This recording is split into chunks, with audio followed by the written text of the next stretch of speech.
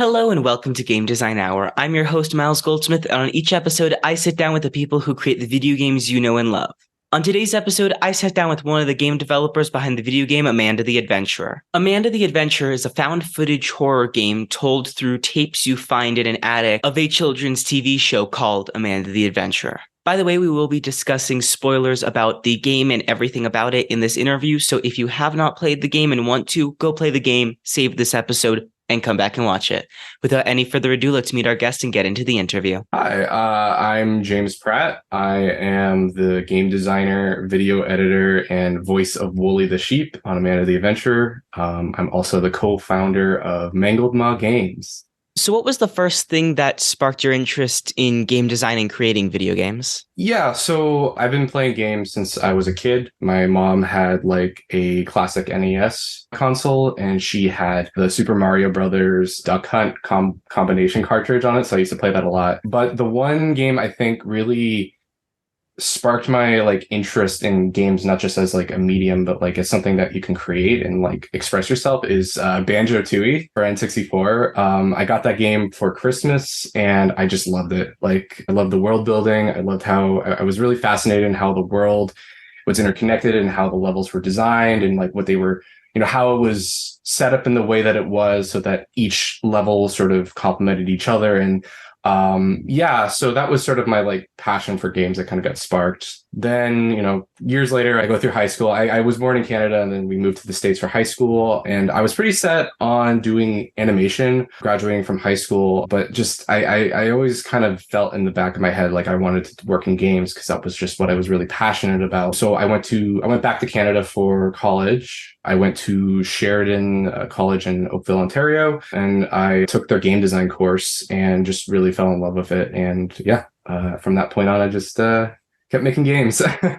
How did you first think of the idea for Amanda the Adventurer? So Amanda the Adventurer was the result of a week-long game jam hosted by Dread XP. I've always wanted to make a horror game. I've always had, next to video games, I've always had like a deep passion for horror property. I grew up reading a lot of Goosebumps. I've watched horror movies since I was like 12.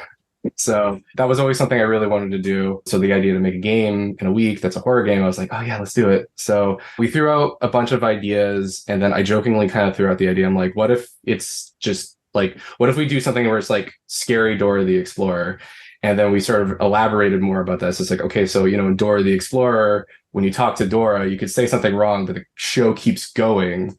It's not designed in a way to react to the kids saying something that isn't going to progress the narrative at all. But like, what if we make a game where that is the case, where Dora is very cognizant of like what you're saying and she gets annoyed, and like there's some sense of like, mystery or like intrigue, like, oh, that's kind of weird that she's sentient enough to hear me talk. So that was sort of where we were coming in with that like week-long game jam. And then once we got picked up by Dread, we just knew we had something really cool and we wanted to kind of push it forward and explore the concept a little bit further. So it didn't really feel, I think that was one of the biggest things that we went into full production, is we wanted to make it feel distinct from like a parody of Dora the Explorer, and we wanted it to feel like its own natural thing with its own world and characters and experience and gameplay. Like, yeah, that's sort of like where we came up with the idea of Amanda.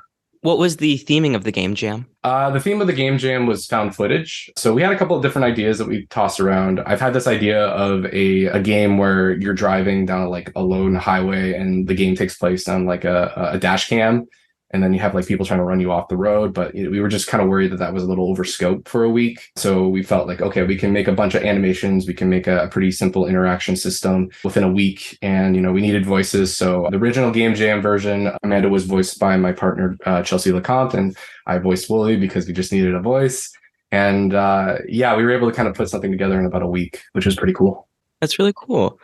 So what pieces of media inspired different elements of the game? So I've already brought up Dora the Explorer. We really wanted to explore that early educational cartoon, like in the early aughts, that kind of era. Another really big influence for us in terms of tone was the Don't Hug Me, I'm Scared series on YouTube. I love that series so much, and sometimes we get compared to that. I'm like, yes. But yeah, that was sort of our tone inspiration from there. In terms of gameplay, I took some time to really play The Witness and Escape Room Simulator just to kind of understand like how to create like puzzles built around like a space inside of a 3D environment, since that was a core component of the full game of making this kind of escape room style game with puzzles that interact with the environment around you. So that was really crucial to nail if we wanted to have like this expanded experience for Amanda. So in terms of inspiration, that was more or less what we were looking for. Pretty much every game has strange or interesting ideas that were brainstormed at one point, but just ended up getting cut for one reason or another. What were some of those interesting ideas that you thought about for Amanda, but ended up having to cut? Yeah, so actually, I just shot a video talking about some of this stuff, but yeah, I'm more than happy to talk about it. The thing that comes to the top of my head in terms of cut content, we actually didn't really cut a whole lot of content with Amanda, but a lot of content that didn't make it, we want to like keep on hand for future projects. One thing that we ended up cutting pretty recently in development was the rewind button. So in the game, you unlock a safe that has a pause button in it, and you install it to the TV. That lets you kind of watch these tapes in a different light, because now you can pause the tape, stop what you're doing, interact with the environment, and come back, and something in the tape might change. That was something that we thought of really early. We wanted to like play with, and we prototyped, and we found it worked. But the other component of that was a rewind button, where it would work similarly to the pause button, where you'd unlock it, you'd install it to the TV, and then you could rewind a tape and go back to a specific point, or you could rewind something that's like in backwards, like spoken backwards, so you can understand it. We had a couple of ideas where like, you would rewind it, and something in the attic behind you would also rewind, like sort of like a time like dilation thing. But then we were kind of like caught with like, we were using the Unity like built-in video player, and that kind of had some problems with like implementing the rewind feature, at least the way we wanted it to. It was pretty messy, and we knew it wasn't exactly what we wanted. And also, I know I listed a couple of examples of like gameplay interactions using the rewind button, but we honestly, past that point, we really struggled to find any reason to have it in the game other than, for those specific types of puzzles, or if you missed something. So we ended up just scrapping that. Another one that's pretty controversial with the fan base is a cipher. So originally we were going to have a cipher in the form of a crossword puzzle play a pretty integral role in progression. You can see that in the early demos on the fridge behind Amanda. That's written in the cipher key. We still have that cipher key, and we intend to use it in the future, just maybe not in such like a huge, in huge grand ways, or maybe even in like in future projects. But the reason why we had to get rid of it actually is we actually got rid of it pretty late in production. And the reason being is we wanted the game to be localized from the ground, like from start, just so it was globally accessible to as many players. And a lot of the content in the game was easy to localize, except for the cipher, which was one-to-one English translation. So it was, you have a cipher, and that would translate one-to-one to an English letter, which really wasn't feasible for us to localize in the span of time that we had. We had about a 6-month development cycle, which is really short. And we were about a month or two away from launch. And, we wanted this game to be localized, and we're like, okay, is it worth it to try and rework the cipher in a way where it's a lot more accessible to localization? Like it can, we can easily localize it to other languages. We were considering even having the cipher be purely symbol based. So, we could be able to communicate with the player through symbols or glyphs instead of just like a English translation. But that honestly was, we just didn't have enough time to kind of work that out and see if it worked. So I went through all the instances where the cipher was being used, all the animations, all the in-game textures, everything that used it. And I came to a realization that we could potentially cut it, replace it with something that's a little bit more lightweight, and would work just fine. So we ended up cutting it like last minute, which is funny because we went to PAX, and that PAX demo that we had there had the cipher in it. So we still had people asking us about like, oh, what does that mean? What's the cipher? And I kind of had to keep my lips sealed because I wasn't ready to announce it to the public. But yeah, that cipher, that was probably the hardest cut to make because it was something that I worked on specifically, and I was pretty proud of since I've never really made a cipher before. But I think in the grand scheme of things, it was the smart move to cut it because I think it made the game a lot more accessible to players around the world, which is what we wanted. So you said that you were on a 6-month development period. How did you work to manage the scope through that short amount of time? And how did the scope change from your sort of initial idea to what you have now published? Yeah, so I've never been in a manager position before. This was definitely a new one for me, but I'm very lucky that I have the team that I did, and we just sat down at the beginning of pre-production and we were like, okay, what realistically can we get done? Like, what is the MVP or the minimum viable product for this? Like, what do we want from this game? So we were really conservative about what we wanted in the game and what we could do in that amount of time. Like every time we wanted to pitch something, we'd have to give like a time estimate, and then we would just like plan it out on a long timeline. So that was sort of a way to keep scope in check, just to make sure we weren't over scoping. We wanted to see like what was the minimal like MVP we could do, and then if there was any time to add on to that, that was just gravy on top. We also implemented a content lock about 2 months into production. Just at that point, we're not adding anything new. We're not prototyping anything new. What's in the game is what's in the game. And then we're just polishing and like refining at that point, which I think did very good for us because, we weren't really struggling to fill any gaps in designs. Like we basically had a finished game, within 2-3 months. And then from that point on, we were just like refining and keeping things, getting stuff done. The biggest hurdle, I think, well, I mean, not I think, 100% was animation. So originally we only had 2 animators, Reese Thiemann and myself. I'm not a professional animator, but with a game like Amanda, that actually kind of helps because it kind of looks, uncanny and janky. And that's sort of what we were going for. But we came to a realization that we had so many animations to do, and we only had 2 people working, one of them full-time, but also their attention was divided, and then the other person part-time. So we ended up contracting a additional animator just to get that deliverable done. And that was a godsend. That was probably the closest moment where we were like, okay, we might not be hitting any deadlines, because we just completely underestimated how many animations we need and how long that would take, but we managed to get it done. And yeah, the animator we brought on, Shirley Tong, she was a godsend. Like she was able to take the animations that we had. We had a list of, we had a shot list, of what should be done. I wanted to make a storyboard, but we really just didn't have time for that, which is hilarious because we made a storyboard for the Jam game in a week. So it's like, how did we do that? But not for this full production. I think going forward, I would like to do a storyboard for animations just because it makes communication a lot easier. But yeah, we managed to get our animation deadline in, and that was definitely the closest we got to maybe like having to ask Dread for a delay, because we really did not predict that was going to be a huge time sink. But I guess to kind of circle back to the question you asked, is like how we managed scope was just, think about what the MVP is at the very beginning of production, and then go from there. And anything else that we can kind of add on top was like gravy. Like if we can get like a couple of things that we know we're really proud of, things that are really refined, things that we're really happy with, it's much better than like 100 different things that are maybe like half baked and not really realized, right? Like only the things that we were really sure about and really proud of, and the things that we knew worked went into the game, and everything else we cut or we didn't put in. So as we've talked about earlier, and the credits show, you've worked on a ton of different stuff for this game, from doing voice acting to design and animation. What was it like to work on all of those different elements at the same time for this game? It was a lot. It was kind of weird because I simultaneously felt like I wasn't doing enough, but I was also doing so much. And I think the reason why is I didn't have enough time or enough energy to really focus in on one specific discipline that needed attention, since it was kind of spread across everything. Since I was, because I'm project lead, I was in charge of a lot of the business end things. Because I was design lead, I was in charge of like all the puzzles in the game and how they would work, and like creating mock-ups for them.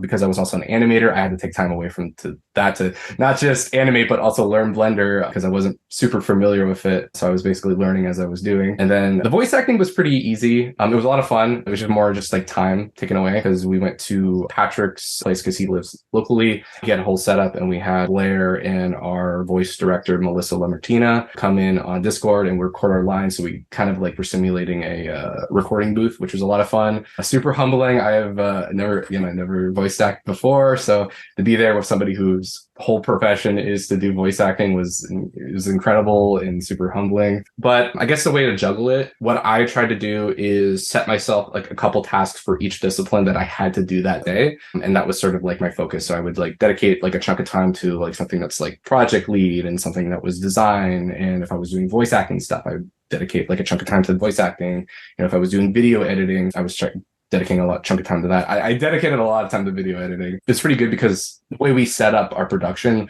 was that there's a pipeline. So there wasn't really a moment where I was doing video editing while animating, because at that point all the animations were done and I just had to like touch it up, give it the VHS filter, and then export them and send them over to Patrick for sound work. But in a lot of cases too, like with design work, like once most of the puzzles were kind of like fleshed out and implemented by our developer Michael, like they were pretty much good to go, like a little balancing here and there to make sure everything, you know, reads correctly. But for the most part, like it was more or less just like checking into our like puzzle doc and seeing if things are, you know, all good, or making sure if things are, you know, not really reading right, and like, you know, coming up with ways to like fix that.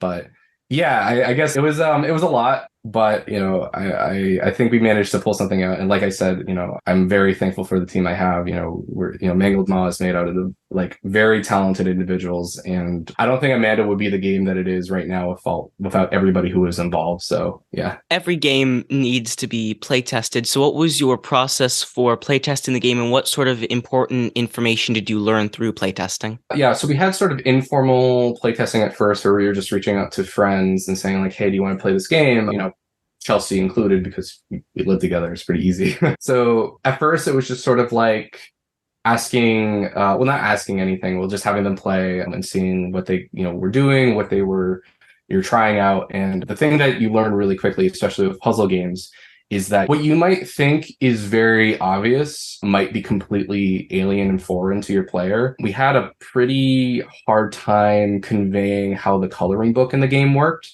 A lot of players would either brute force it or just solve it by accident without realizing what they were supposed to do, which is select the stores in order in which you visit them in the episode. So we tried a bunch of different designs for that coloring book. And then at some point we were just like, okay, let's just make it very explicit what you're supposed to do. So we added a version of the coloring book where there was like scribbled notes from an unknown entity saying like, kind of hinting like the order of which you're supposed to do it. And that really helped streamline it. Another instance of something that we found through playtesting was a lot of people didn't really understand what the code guts meant. They were really only focused on the chopping the doll's head off, which was a very prominent and very eye-catching illustration in the coloring book. So, you know, guts doesn't really feel like it's that important. So we were playing around with how we were presenting that information as well. And, you know, we shrunk the size of that like picture, like the doll getting her head cut off, down to like maybe like a quarter of the page, and made guts like bigger and like obvious that it's supposed to be used on the lockbox. And that was a bit of back and forth, because we kept trying, you know, playtesters would see it and they still wouldn't understand what they're supposed to do. And we're like, okay, let's go back. So, you know, playtesting for us was very important, because, you know, when you make puzzles and when you're setting things up, you have a very different idea of how to go through things and what your players might actually go through, a different line of thinking. And I think it's very important, especially if you're doing something like puzzles, to give it off to somebody as soon as possible, just so you just understand like what you're saying to your player. Because a lot of times I think when you make a puzzle, it's easy to fall into a trap where you are not conveying the information in a clear, concise way, or at least in a way that makes sense to the player. So taking a step back, seeing what you're saying to somebody, and then readjusting there to make it more clear is always better than having like the super obtuse, hard to understand puzzle, at least in my opinion. So the game has 4 different story endings. The ending where the monster climbs into the attic and attacks you, the ending where you leave the attic and end up in the butcher's shop, the ending where Amanda talks directly to you and then possesses the TV, and then the ending where you are just able to leave the attic. Can you tell me a bit about your decision to have these as your 4 different endings, and if there were any other possible endings you thought about but decided against using? The story of Amanda the Adventurer was largely in part of the work of Melissa Martita. I mentioned that she was a voice director, but she was also largely responsible for the narrative of the game. And weirdly enough, the endings, I know typically you're supposed to do this before, but like we actually came to it pretty late in pre-production, because it was something that we weren't really thinking about. We knew kind of like step by step what players would be doing, but we never took a step and realized like, wait, how does this end? So yeah, we wanted endings that felt satisfying in an isolated sense, where it's like if you were to just get one, that would be it. But you know, we know our players, we know that they're curious, we encourage that through gameplay, so we wanted ways to make you feel like, you know, you can get something else out of it. The monster ending just felt natural. It's a horror game, so we kind of have to have the monster show up. I guess my only regret is we don't really use the monster a whole lot in that game. It's a really cool design. Reese really nailed it. And one thing I see online a lot is people are kind of confused on how it plays a part in the game. So I definitely feel like if we were to take another crack at it, we'd utilize the monster a lot more. The second ending, we really like this idea of, getting trapped in the tapes, because like we kind of hint that that's sort of what happened to Amanda or Rebecca. So it'd be kind of interesting to see like what would happen if Riley, the main character, got like taken into this animated world. And that was kind of fun to do, because we've always set up these scenes in Blender. We never really brought the cartoon assets in Blender. We never really brought them into Unity isolated as that. So that was kind of interesting to see and kind of like experience.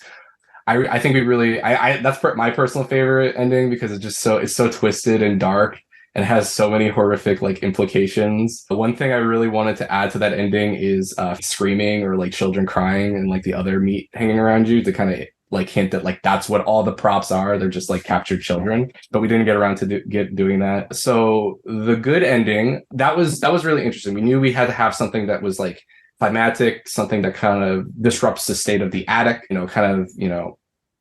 comes together in kind of a big way. So I taught myself like an editing technique called data moshing to kind of like make the tape feel like it's unraveling itself, or like the bridge between our world and the cartoon world is breaking. Once again, Melissa came in with some clips of her in like a black Lyra suit and just like pretending to pound on the screen, and it was really cool. So I tried to data mosh that with a bunch of footage that I could find to kind of give like a spooky kind of like she's breaking out kind of effect. The one thing about that ending that we were kind of stuck on is how Riley would throw the brick, because they don't have any visible arms in the game, and that's just because we never modeled them. So we were kind of stuck on how the TV was going to get smashed, because originally we wanted to have a hammer next to the TV, and then Riley would pick that up and they would smash the TV in response to like the TV freaking out. But then we realized that it kind of takes control away from the player. And one thing that I really like in a lot of horror games is that a lot of actions are taken by the player. It's not in a cutscene. Like Resident Evil 7's like Baker House, like the very beginning, it's almost all player action, and I think it's brilliant because of that. So we kind of wanted to keep that in this game, where it's like you're taking an action, so it feels like something you're doing, even though you don't really have much of a choice. And then the empty ending, where everything in the attic gets removed and it's completely empty if you don't offer to help Amanda. That one was that we internally called it the sad ending, because it's intentionally supposed to feel kind of like disappointing and like sad, like, oh, okay. It's kind of like you're just walking away from this like mysterious adventure. And ironically, the impression that we see from most players is that that's one of the scarier endings, because it's one of the few times where the attic's kind of safe zone gets compromised, like everything changes, nothing's in there, there's a singular note that just says leave. So we see a lot of players kind of like hesitate and feel kind of scared, which is weird, not really what we were going for, but we'll take it. And then the true ending, if you collect all the secret tapes and do the good ending again, we really wanted the reward players for being, extra curious, looking in every crevice and, checking everything. And the way we thought about it is setting something up. So we came up with the idea that we'd have a masked figure show up behind you, and that would kind of end the game right there. So, it took us a while to figure out like who that masked figure was. And then we realized like we don't really need to figure that out for this. We just need to present that right now, just to get players like interested and like give players something to look forward to. And it was pretty quick, like how Reese ended up getting that figure in. Like being the project manager, I'm always worried about like, turnaround times. I'm like, oh man, how long is this going to take? Because it was getting kind of close to the release. And then Reese was just able to whip that up. And I was like, oh, thank you. So yeah, it was kind of interesting because, we usually, I know typically you want to work from the ending back, but we did kind of the opposite, where we went from the start and then the end. But I think it worked out well, because it allowed us to have a clear idea on how we should structure these tapes in a meaningful way, where they feel like where the endings that you end up at feel earned, as opposed to, they're building up to something, right? Like each ending sort of feels like an appropriate end for the path that you went. And I think as a result, that was sort of how we like that from that process, that was sort of the result that we got. Which pieces of the game did you have to put the most time and effort into to get just the way you wanted it? So the puzzles, The puzzles, I had an idea going in from pre-production on what I wanted to do. We had this idea where it's just like, well, you're watching children's entertainment, so a lot of the puzzles should be based around like toys.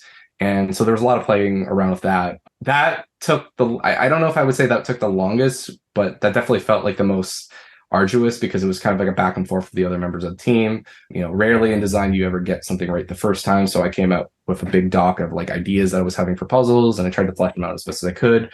And it was all through Google Docs. So it was like a back and forth between the programmer, the narrative lead, the 3D lead. Like we just kind of had like a conversation through comments about like whether or not this would work, whether or not this was reading well, or if it felt fun. And then eventually, once we kind of settled on what we thought worked the best and the puzzles that we thought were going to be good, we just went forward with prototyping them and like implementing them into the game. But in terms of time, it was easily the animation that was easily the biggest time sink. We completely underestimated how long animation would take on top of video, like editing all the clips so that they were, in the proper format to put into the in-game tape objects. And that was definitely stressful because, we had to rush to get, well, not rush, but we had to kind of like get the animations done quickly. So there was enough time for me to take the clips, edit them, send them over to Patrick, and then send them back over to me so I can properly set them up with the tapes. To me, I think if we were going to do that differently, I think I would want to rework the pipeline a bit just so we can do animation and video editing simultaneously. That way we could get animations done. They go to me, I edit them, and then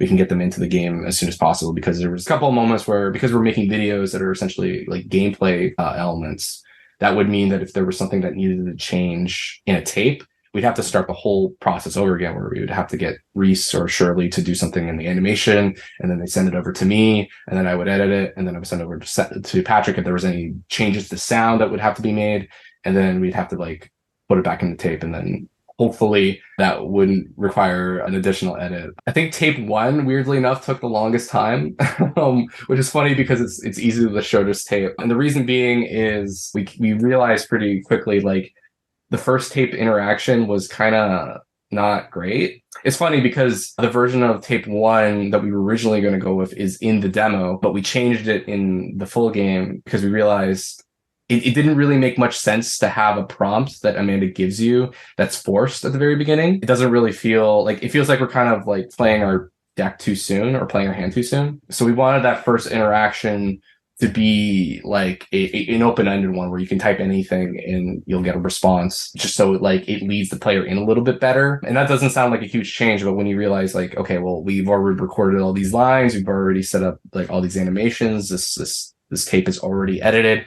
We're kind of scrambling to figure out like, okay, how do we readjust this tape so that it's a little bit better? It flows a little bit better with the rest of the game. We originally were considering just replaying the first tape in the demo version, or sorry, not the demo version, but the jam game. But we quickly like walked back on that because we were like, well, if we're making a full game and we're promising new content, it's not a great look to immediately start off with content that players are intimately familiar with. So I quickly rehashed some of the lines in the first tape so that Amanda asks you what your favorite pie flavor is, the very first prompt.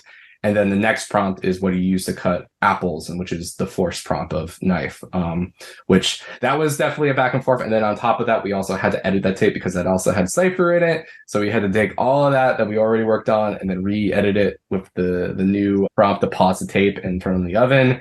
And that was a bit of a nightmare. That first tape was definitely had us sweating because we were just like, okay, well, if this one tape is taking us this long, then what are the other tapes going to be? But luckily for us, it was much more manageable from that point on, and we were able to get all the tapes sort of ready and in the game on a timely basis. So the game is jam-packed full of lore and sort of hidden information about the world that you're playing in. What was it like to build out this world and decide on the lore and story elements and create those? I definitely, like, that was mostly in part with Melissa, but I helped oversee some of these things because I was just interested in playing a part in it. I didn't just want to hand it off on somebody and not have my voice or anybody else on the team's voice be a part of it. I actually was a big fan of Five Nights at Freddy's when it came out. about, mostly from like how it was presenting its lore and narrative. And I really liked how it was indirect and how it presented it. So I kind of wanted to do something like that. So we basically sat down and we figured out a general, like, overall narrative for everything in the game. So like the characters, the setting, any of like, organizations or anything. We sort of had a broad idea of like who they are, what they're doing, what their motive is, like, just laying it all out so we have an idea of like a good idea of like what direction to take, right? So like we can make sure that whenever we do something that's, story related, it's in line with what we have. We have like a lore Bible that Melissa sat down and wrote. And so that's sort of like what we fall back to when we're not really sure of whether or not something should go into the game. The tricky thing though is we really tried to make sure we never fully explain everything. And there's a couple of reasons why. I mean, number one, we don't want to show our whole hand and in a single experience. Like we want to have stuff that's in the back pocket so that we can elaborate later, keep players guessing. It's usually better to leave gaps in horror specifically because your audience is always going to be able to fill it in with something much scarier than what you could ever come up with. I also think horror works best when it's not extremely explicit about what it's talking about. I look at a lot of Jordan Peele movies as like my personal inspiration because he's able to weave these narratives with like very deep and meaningful messages without really making the whole movie feel centered around it, right? Like Nope is a perfect example of that, where it's like, sure, it's a movie about aliens, but it's also a critique about how humanity is obsessed with the art of the spectacle and like where we stand with nature and like how much of an influence we have on nature. And I think being able to make like any piece of media and be able to weave it so cleverly with narrative and like through different like stylistic choices, like through imagery is so inspiring and so cool. So that was something that we kind of want to take with Amanda, where it's just like we're trying to say something but without explicitly saying something about it. And as a result, we just see like a lot of players kind of like take their own interpretations of like what things mean or like what characters' roles are in the overarching story. And like I love seeing it. I love every theory that has ever come out about the game. And it just makes me, it's just so cool to see people like so inspired by it. It has unfortunately sometimes led itself to weird circumstances where we'll throw something in and we won't really think about it, and that will have some some narrative consequences. Like for instance, in some of the tapes, there's some fake credits from members from Hamlin Entertainment.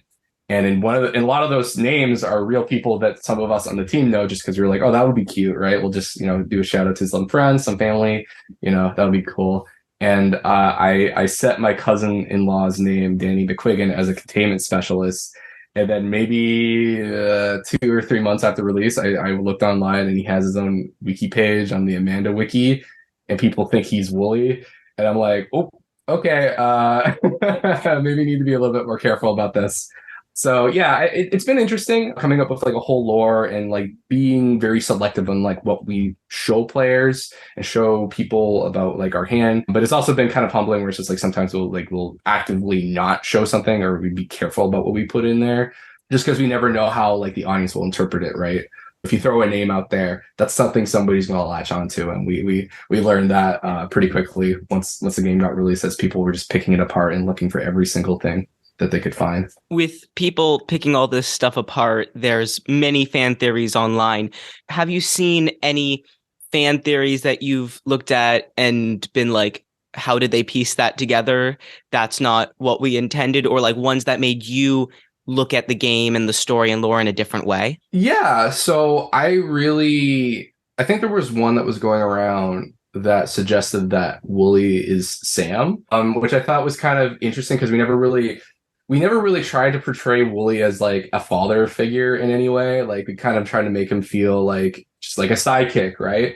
Like a friendly, good-natured, cartoon character. But then we kind of took a look at some of the instances where we were kind of, challenging that personality of Wooly, of like this sort of submissive, kind of shy character. And we could totally understand why people came to that conclusion, because in some instances he has kind of like a fatherly kind of like, tone, and like kind of like that kind of, ideal of like, well, I have to kind of defend my daughter here, right? Like I think a lot of people take tape in the neighborhood the variant of In the Neighborhood, as Wooly is trying to like cheer Amanda up or keep the story going as like a father trying to cheer up their kid. And again, it's that was something that we never even really like thought about for a minute, where it's just like, oh yeah, he is kind of acting like a dad here. And then there's like this one instance where Wooly is talking to Amanda that, you know, he kind of drops the nasally voice a bit and then starts kind of like being a little bit more serious. And we're like, oh yeah, he kind of has like a fatherly kind of scolding tone, like, you know, okay, that's enough, right? So it's just kind of interesting, like how these like little flourishes where we don't really, you really don't think about it, but it means something to players. And you know, I think back to another instance where the Jam version, where we had an update to it with a bunch of new content, like some live action tapes and, you know, an additional secret tape. And people thought that version of Wooly was different because I did the Wooly voice in a slightly different tone. So there was a group of people who thought there was like a Wooly 1 and a Wooly 2. And I was like, wow, that's crazy. So yeah, I mean, we have like a lot of favorites here in the team. Like we always like throw them into, we have a Discord channel and we kind of just throw them into, it's just like, you guys check this one out. But to me, the one that always is so fascinating because we just didn't think about it, but it makes so much sense, is that Sam is Wooly. Like that's pretty nuts. Is there anything that you wish you knew before starting work on the game? Yeah, so like I said, before this, I never really had a leadership position in any way. Before this, I was a level designer on a game called Clan O'Connell.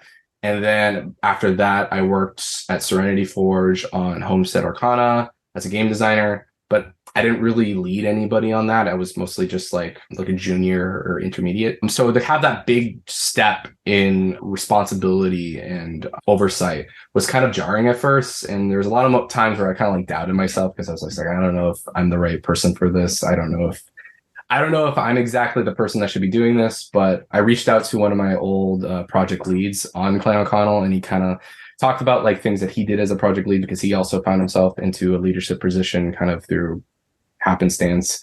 And I guess to answer your question, one thing I wish I knew going into Amanda is how to properly balance being a project lead on top of everything else. One thing I really struggled with was, you know, keeping in touch with people. Like there'd be some times where something would change and it'd be like, what happened? And then, you know, my programmer would be like, oh, this didn't work, so I just changed it. I'm like, oh, okay, did you guys talk about this? And it's like, yeah, I talked with Reese. I was like, okay.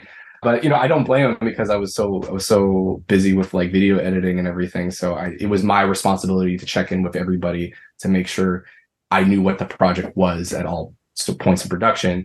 So yeah, I think if I was going to talk to myself 7-8 months from like past in the past, I probably would have said, don't forget to bug people.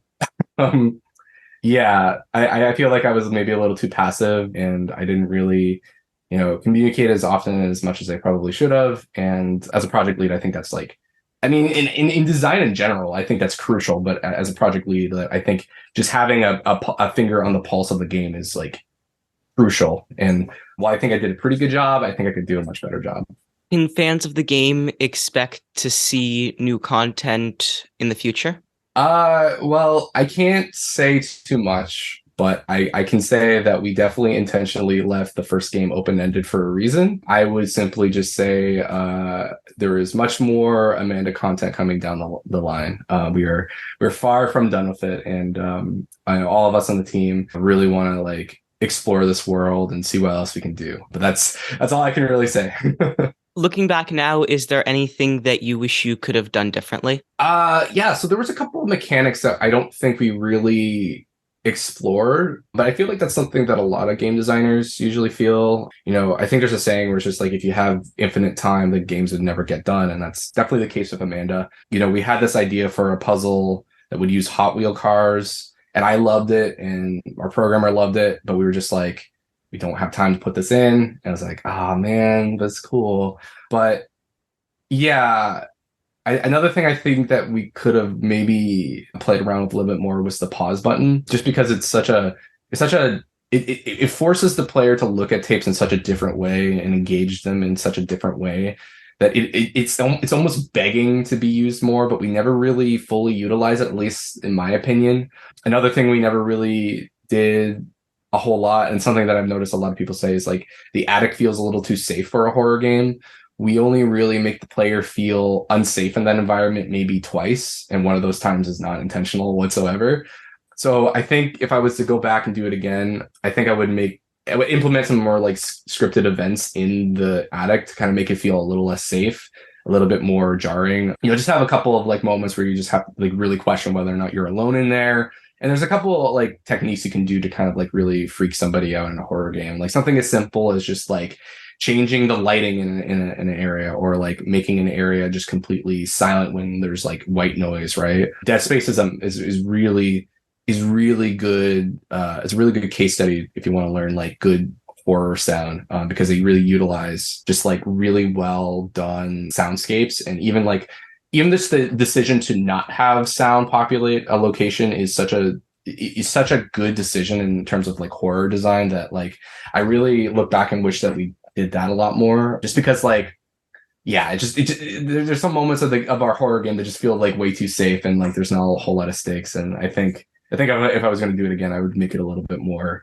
unsafe and like a little bit scarier. What do you feel is the biggest lesson that you learned from working on Amanda the Adventure? I think for me, it's that I'm very much so somebody that likes to have like gets my hands dirty, and this experience was very like awakening for me, because like I always talk up the team, and there's a good reason for it, is because like I'm just honestly so proud of them, and like I don't think this game could exist without them. So for me, the biggest lesson I took away is like you can't do everything, and you shouldn't do everything. And working on a small team, like again, because we had like 4 people, 5 people working on the team, so it's really easy to kind of like have discipline overlap. But there was a lot of instances where I would like feel like I would have to do something, and then somebody would step up and say like, "Yo, I can do it." And like that was a much better play, because they were not only just like there and available to do the task, but like they were also just able to do it much better than I could, right? So it was definitely like eye-opening for me, where it's just like delegate, as a project lead, like that's sort of like your job to kind of find like, help identify tasks and set the right people to them. And for me, like that was definitely like a very humbling moment, where it's like, okay, well, I'm going to do what I can do on this project, and I'm going to let the rest of the team do what they can do, because we're a team. And that's what we do. And I think it's an important lesson in games in games in general. It's just like, if you're in a team, you need to understand that people have like roles, and you need to make sure like you're not, you don't have to do everything, essentially. And I think that was the lesson that I took away.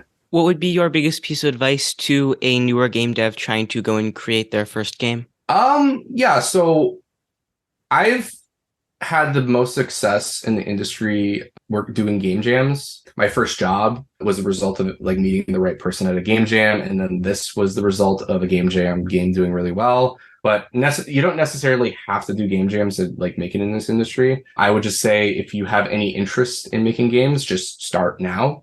I went to school for it. If that's something that you can afford, and if that's something that you think you would really benefit for, then by all means, but you certainly don't have to if you want to get into games.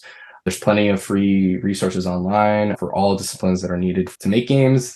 But yeah, I guess kind of to circle back to game jams, if you're stuck trying to figure out where to start, that's like the perfect spot to get started, because it gives you a clear limitation with a theme and a deadline. If you don't know anybody, there's oftentimes like, some sort of open discussion group where you can like find a team. If that's not something you want to do, you can always go solo dev. Just be aware that you're going to be doing a lot. And it's also just an environment where the quality of your end product doesn't really matter. It's more or less that you got something done. And I think getting something done is the best skill you can like master in games, because like a complete game is always going to be better than a perfect one, because a perfect one is just not going to release. If you like I said, going back to the infinite time, if you give a team infinite time, they're going to never come out with a game. So it's better to have something that's finished and playable, and something that you're proud of with maybe a couple things in it, than have something that's just like massive.